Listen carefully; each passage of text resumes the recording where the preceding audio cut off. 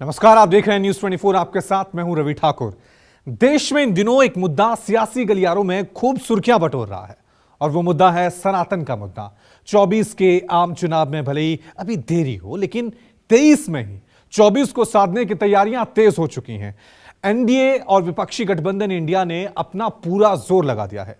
इसी बीच पीएम नरेंद्र मोदी ने एमपी के बीना से इंडिया गठबंधन पर कड़ा प्रहार किया और उसे सनातन विरोधी करार दे दिया। लेकिन सवाल यह है कि क्या सनातन वोट बैंक एकजुट रहेगा या फिर एनडीए और इंडिया में बंट जाएगा? क्या है 24 के रण में सनातन सत्ता और सिंहासन का पूरा खेल? यह रिपोर्ट देखिए। इंडिया एनडीए में भिड़ंत, 24 का मुद्दा सनातन।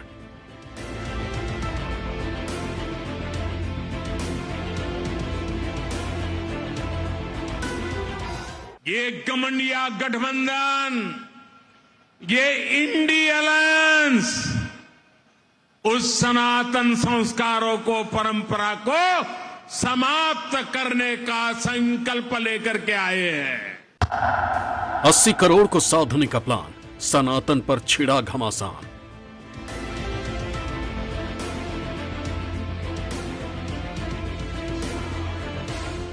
जिन लोगों को इन आक्रांताओं की परंपरा पर विश्वास है, वे सनातन धर्म को अपमानित करने का काम कर रहे हैं। सनातन पर सियासी फाइट, देश में माहौल टाइट।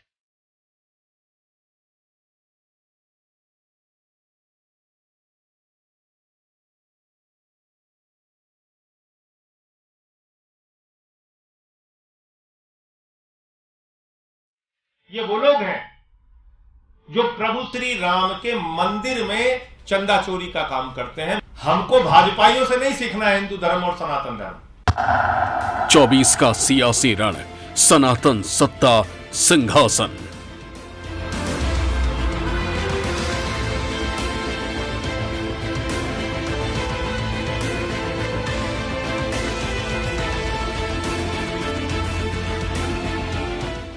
देश में चुनावी माहौल है। कई राज्यों में विधानसभा चुनाव का बिगल बज चुका है। वहीं 24 का ग्रैंड फिनाले भी जल्द ही होने वाला है। ऐसे में राजनीतिक पार्टियों के बीच सत्ता का सिंहासन हासिल करने की रस्साकशी तेज हो गई है।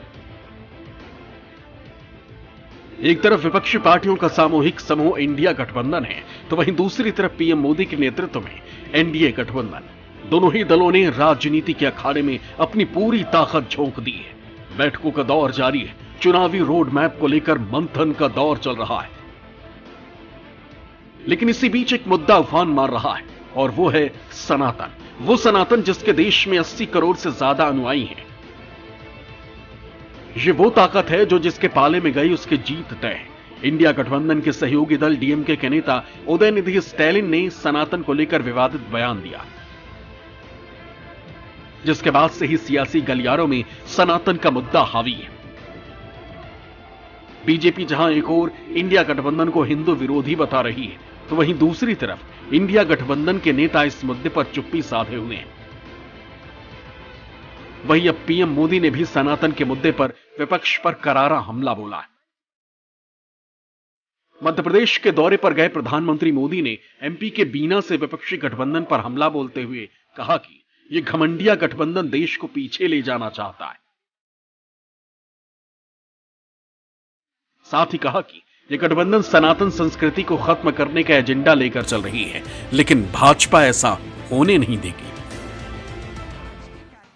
ये इंडी गठबंधन के लोग, ये घमंडिया गठबंधन के लोग उस सनातन परंपरा को समाप्त करना चाहते हैं जिस सनातन ने हजारों वर्षों से भारत को जोड़े रखा है। ये लोग मिलकर अब उस सनातन को खंड खंड करना चाहते हैं। इतना ही नहीं, पीएम मोदी ने संस्कार की बात की, मोदी ने परंपरा की बात की और उन लोगों पर करारा हमला बोला जो सनातन को दलित और बैकवर्ड विरोधी कहते हैं। एक घमंडिया गठबंधन की नीति है भारत की संस्कृति पर हमला करने की। अलायंस का निर्णय है भारतीयों की आस्था पर हमला करो, सनातन को मिटाकर ये देश को फिर 1000 साल की गुलामी में धकेलना चाहते हैं। पीएम मोदी ने सनातन को लेकर विपक्ष को घेरते हुए आगे कहा कि 80 करोड़ लोगों की आस्था पर चोट घमंडिया की रणनीति है। वो लोग सनातन पर खुलकर हमला कर रहे हैं। अब समय आ गया है कि हर सनातनी सतर्क रहे। सनातन विरोधियों को देश देगा जवाब। सनातन को खत्म करना असंभव है। लेकिन सवाल ये उठ रहा है कि आखिर सनातन का मुद्दा अचानक कैसे उठ खड़ा हुआ और क्यों बीजेपी लगातार सनातन को एक हथियार के तौर पर इस्तेमाल कर रही है। इसके पीछे की सबसे बड़ी वजह है अपने कोर हिंदू वोट बैंक को मजबूत करना। इंडिया गठबंधन बनने के बाद से बीजेपी को लगातार अपने कोर वोट बैंक में सेंध का डर सता रहा है। यही वजह है कि वो इस मुद्दे को उछाल रही है। वहीं हिंदी बेल्ट के 3 राज्यों में विधानसभा चुनाव है। ऐसे में मोदी सरकार सनातन वोट बैंक को एकजुट कर अगले 5 साल तक सत्ता को सिक्योर करना चाहती है। वहीं सनातन को लेकर दोनों ही दलों की अपनी अपनी राय है। दोनों ही दल खुद को सनातन प्रेमी बताने के मिशन में जुट गए। एक तरफ जहां टीम मोदी विपक्ष पर सनातन विरोधी होने का आरोप लगा रही है, तो वहीं दूसरी तरफ विपक्ष बीजेपी को ही सनातन के पतन का जिम्मेदार बता रहा है। कांग्रेसियों को तो शर्म आती है, सनातन धर्म से खत्म करना चाहते हैं, सनातन धर्म को, हिंदुओं को अपमान करना चाहते हैं। रोज कहते हैं कांग्रेस और उनके सहयोगी दल के नेता सनातन धर्म को खत्म करके रहेंगे, हिंदुओं को अपमान करने की कोई कसर नहीं छोड़ते, कहते सनातन धर्म को खत्म करेंगे। अरे सुन लो, राहुल गांधी कान खोल के, मुगल आए आकर चले गए, अंग्रेज आए आकर चले गए, कांग्रेसी आए आकर चले जाएंगे। सनातन है, सनातन था और सनातन रहेगा। एक शब्द को पकड़ करके बैठ गए और एक बयान को पकड़ करके बैठ गए। अरे भाई, जब जो चीज शाश्वत है, आदि है, अनंत है, असीमित है, आप ही रात दिन कहते रहते हैं, वो किसी के बयान से खत्म हो जाएगा क्या? इसके मतलब आप सनातन का अपमान कर रहे हैं। बीजेपी वाले खुद सनातन का अपमान कर रहे हैं कि खत्म हो जाएगा, खत्म हो जाएगा, खत्म।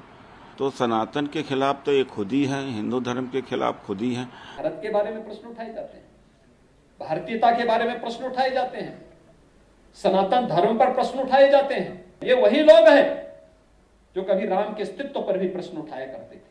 जो सनातन नहीं मिटा था कंस के अहंकार से, और जो सनातन नहीं मिटा था बाबर और औरंगजेब की तलवार से, उस सनातन को ये सत्ताजीवी क्या मिटा पाएंगे?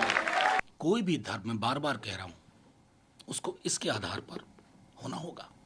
अगर उसके अंदर न्याय नहीं है तो किस बात का? क्या बना रहे हो इस देश को भाई? बौनी समझ, बौनी सोच, बहुत विशाल हृदय है। बस सनातन सनातन सनातन मिल गया कि लगा अब मेरा सारा दुख दर्द दूर हो जाएगा, लोग सनातन में ही डूब जाएंगे, वोटिंग कर देंगे। No, it won't happen. वहीं इंडिया और एनडीए गठबंधन दोनों ही अपनी चुनावी तैयारी को धार देने में लग गए। एक तरफ जहां दिल्ली में शरद पवार के घर इंडिया गठबंधन के समन्वय समिति की बैठक हुई, तो वहीं दूसरी तरफ दिल्ली में ही बीजेपी हेडक्वार्टर में एक मीटिंग हुई जिसमें पीएम मोदी भी आए। लेकिन दोनों दलों की बैठकों में एक मुद्दा कॉमन था और वो था सनातन वोट बैंक का मुद्दा। इंडिया गठबंधन में जो एजेंडे तय किए गए उसमें सबसे ऊपर था सनातन वोट बैंक का मुद्दा। सिर्फ इतना ही नहीं, 2024 के लोकसभा चुनाव में सीट शेयरिंग, यूनिटी कैंपेन और कॉमन मिनिमम प्रोग्राम का एजेंडा सेट किया गया। सनातन धर्म पर किसी को भी टिप्पणी करने का अधिकार बिल्कुल नहीं है। सभी धर्मों का हमें सम्मान करना चाहिए। हिंदू धर्म का और सनातन धर्म का इस धरती पर सबसे ज्यादा नुकसान अगर किसी ने किया है तो उस पार्टी का नाम है भारतीय जनता पार्टी और उस नेता का नाम है नरेंद्र मोदी। 2023 में अभी कई राज्यों में विधानसभा चुनाव होने लेकिन दोनों ही गठबंधनों का मेन फोकस 24 का लोकसभा चुनाव है। ऐसे में सवाल यह उठ रहा है कि क्या सनातन वोट एकजुट रहेगा या फिर एनडीए और इंडिया में बंट जाएगा? सनातन एनडीए को चुनेगा या विकल्प का बटन दबाएगा? बीजेपी की राजनीति का आधार ही सनातन रहा है, जिसे वो हर हाल में खिसकने देना नहीं चाहती। वहीं पीएम मोदी का सनातन को लेकर विपक्षी गठबंधन पर हमलावर होना यह संकेत दे रहा है कि कहीं ना कहीं विपक्षी खेमे की एकजुटता ने बीजेपी और उसके सहयोगी दलों को परेशान कर दिया है। ऐसे में 24 के रण में सनातन का मुद्दा किसे सत्ता के सिंहासन दिलाता है और किसे नकारता है, यह तो आने वाला ही वक्त बताएगा। Bureau report, news 24। एक छोटा सा ब्रेक, देखते रहिए न्यूज़ 24।